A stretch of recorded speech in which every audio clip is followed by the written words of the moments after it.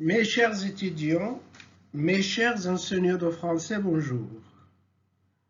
Aujourd'hui, c'est la 7e partie de notre série Exercez-vous et apprenez-vous.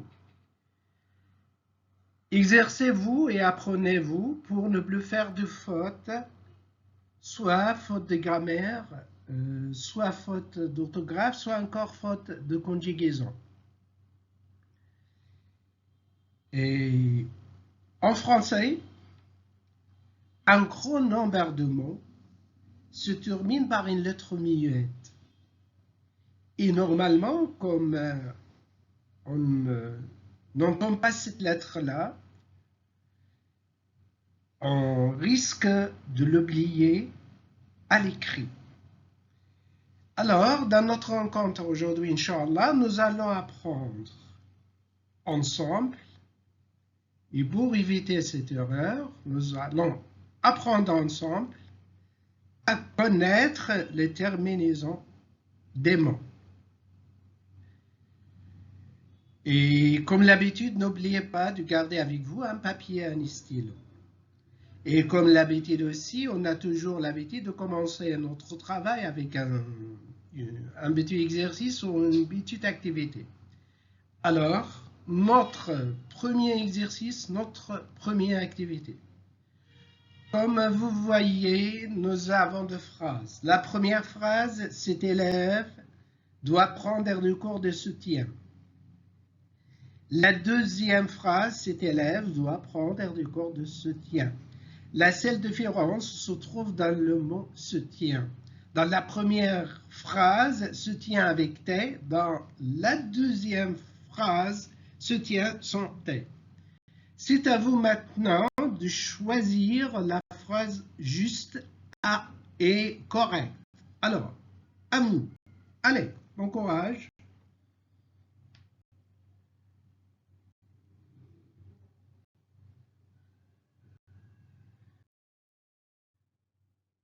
Merci. Maintenant, on va donner la justification, l'explication et la bonne réponse. Vérifiez votre réponse. Mais tout d'abord, la justification. Les noms maintiennent. Regardez, il n'y a pas de T.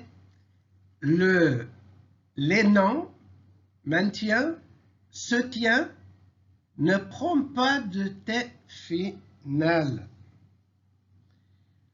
On est tenté de le croire. On a tenté de croire qu'il y a un T final pour le mot maintien et le mot soutien à cause de la terminaison de l'indicatif présent. Dans l'indicatif présent, on dit « il maintient avec T » et « il se tient avec T ». Alors, demandez-vous toujours s'il s'agit du verbe ou du nom. Il faut distinguer si maintient ou se tient ici, un verbe ou un nom. Exemple, il se maintient, il y a T parce qu'il y a un verbe, parce que ce verbe. Il la soutient, il y a un T. Pourquoi? Parce que c'est un verbe. Mais le maintien, le soutien, c'est un nom. Alors, la réponse correcte et la réponse exacte, c'est cet élève doit prendre des cours de soutien sans T. Pourquoi? Parce que soutien ici est un nom. On passe maintenant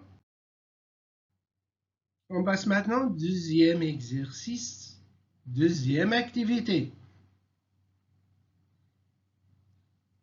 Et comme l'habitude, nous avons deux phrases. La première phrase, il la regarde avec beaucoup de mépris. La deuxième phrase, il la regarde avec beaucoup de mépris. La même prononciation. La seule différence, qu'il y a un S dans la première phrase et il n'y a pas de S dans la deuxième phrase pour le mot mépris. Alors, c'est à vous maintenant de choisir la phrase juste et la phrase correcte. écrivez, s'il vous plaît, la phrase juste et correcte sur vos papiers.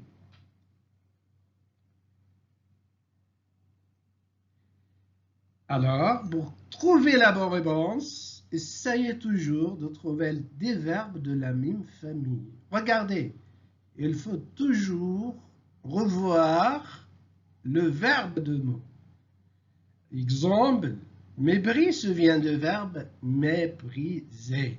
Alors, mépris avec S.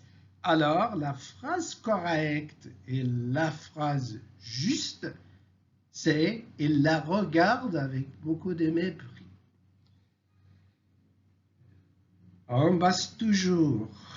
Attention, c'est très important pour le test de DELF.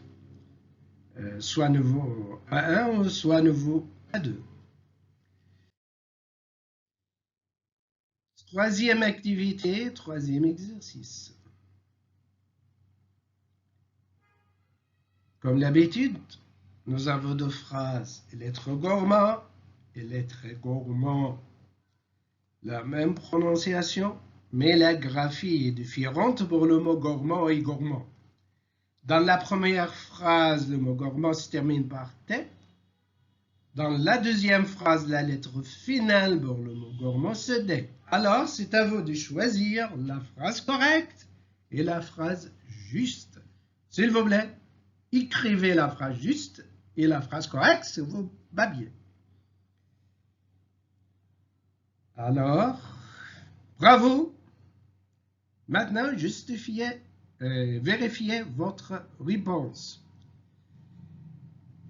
Pour trouver la solution, cherchez toujours le féminin de mot. Cherchez toujours le féminin de mot. Gourmand, le féminin c'est gourmande. Alors, la phrase correcte et la phrase exacte, il est très gourmand. C'est la deuxième phrase.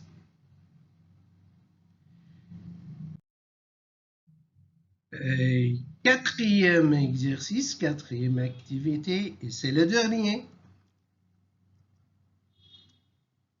Nous avons deux phrases.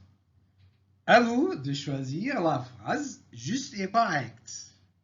Et s'il vous plaît, écrivez la phrase juste et correcte sur vos papiers. Alors, la première phrase, je t'ai dit de ne pas faire ça. La deuxième phrase, je te dis de ne pas faire ça. Alors, la même prononciation. Faites attention, la seule différence se trouve dans le verbe dire. Dire, la dernière lettre avec S pour la première phrase, mais pour la deuxième phrase, la lettre finale pour dire, c'était dit avec S pour la première, dit avec T pour la deuxième phrase. À vous de choisir la phrase juste et correcte. Allez, bon courage!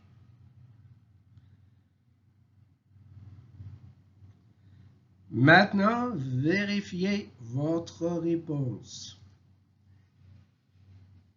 Pour faciliter les choses, il faut toujours distinguer entre jeudi au présent, l'indicatif, et dit le participe passé de verbe dire.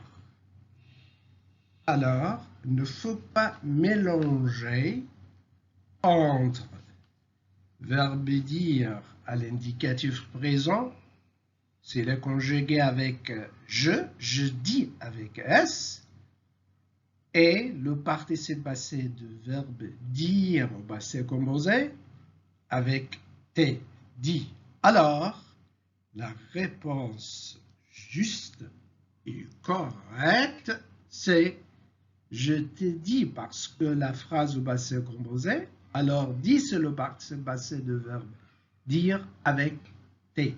Je t'ai dit, la lettre finale c'était. Je te dis de ne pas faire ça. Et comme cela, nous avons